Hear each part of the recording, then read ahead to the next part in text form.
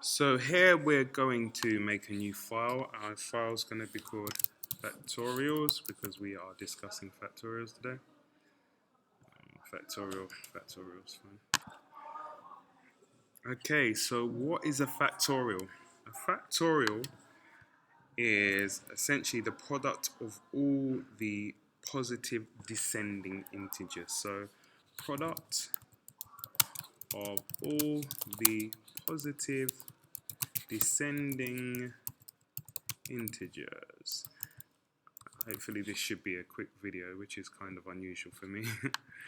Now if we have a look at the code here, now I'll just make that public, just in case you're not familiar with that format, and I'll just indent you slightly. So, not like that. Okay, so here we go. So this, I'm just going to add a system out print statement, and we'll throw factorial on here. Factorial. And we'll give you a value. Our value will be 5, let's say, for example.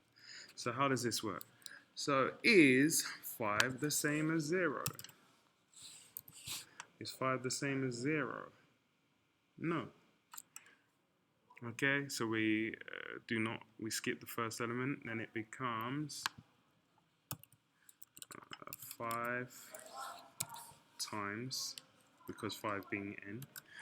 Okay, we minus 1 on the next iteration. Is 4 the same as 0? No. So then n becomes 4.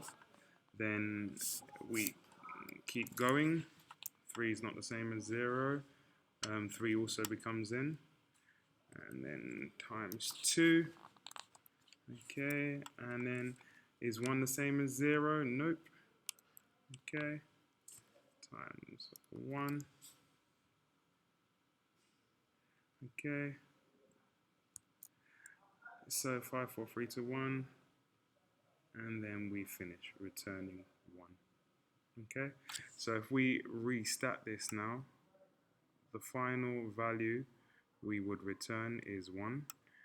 1 times 2 times 3 times 4 times 5, okay, is equal to 120. Okay, and that's it.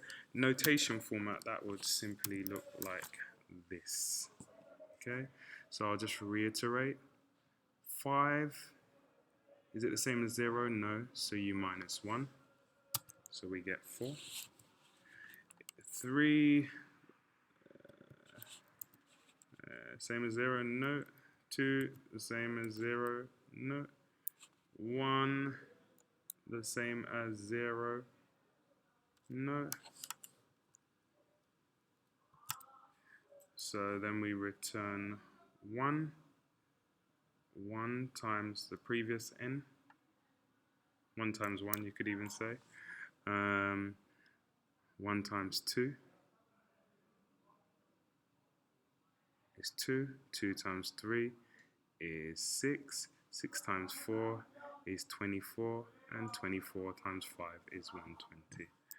And if we just check that, here you go. And if you're not sure, you can also just do a quick check. System out print 24, which was my last value, and just print that out, and it gives us 120. So there you go, that was factorials, and I can't spell factorials. Hey, renamed file to factorial. Excellent. Yeah, that's factorials.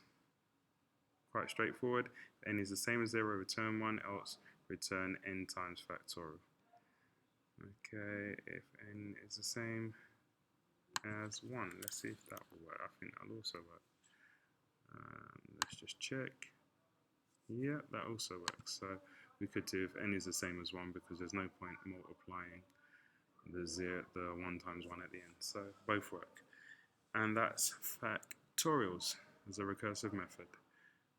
That was the quickest video I've ever done. Okay, quit. Factorial.